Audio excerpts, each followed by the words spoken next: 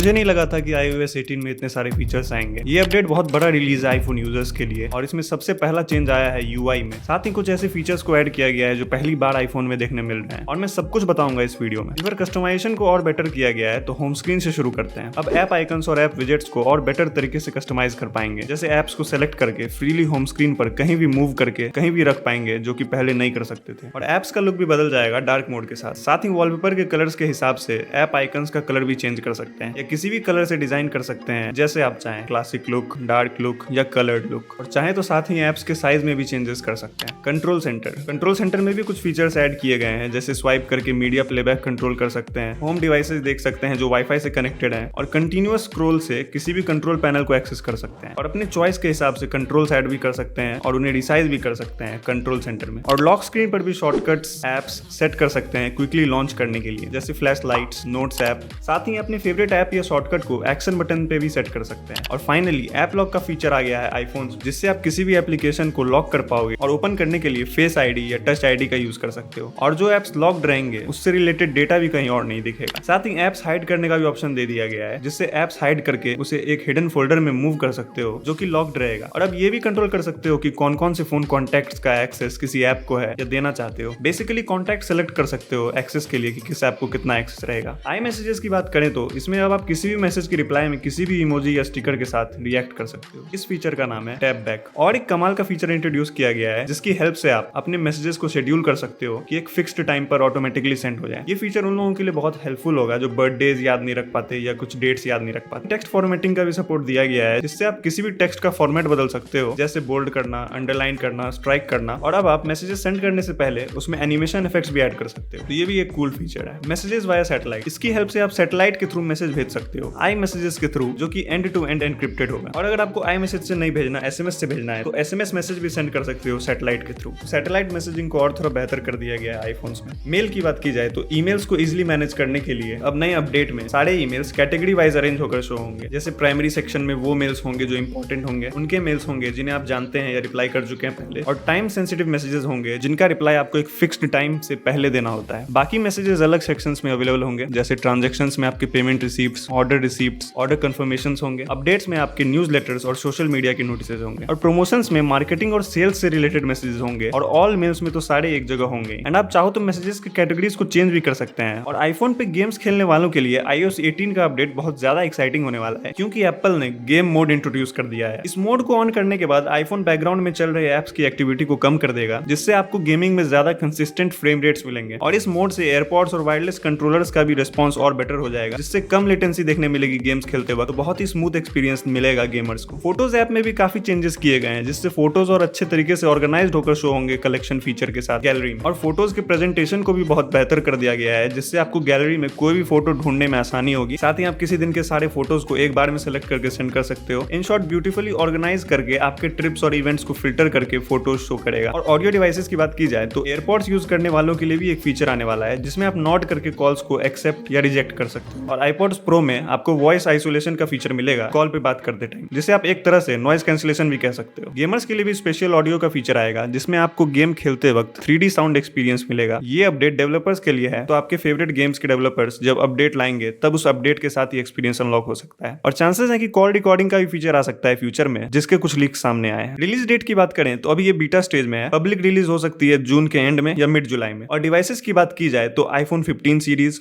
14 series, 13 series, 12 series, 11 series, iPhone XS, iPhone XS Max, iPhone XR और iPhone SE के second और third generation iPhones में आएगा। तो ये थे अपडेट्स iOS 18 के, लेकिन और भी यूनिक फीचर्स लाए गए हैं आर्टिफिशियल इंटेलिजेंस की हेल्प से। और एप्पल ने पहली बार बहुत सारे AI फीचर्स इंट्रोड्यूस किए हैं एप्पल डिवाइसेस में, जो कि एक्सक्लूसिवली कुछ सिलेक्टेड फोन्स पर ही आएंगे, जिसके बारे में मैंने सेपरेटली बात की है इस अगली वीडियो में। Thank you for watching.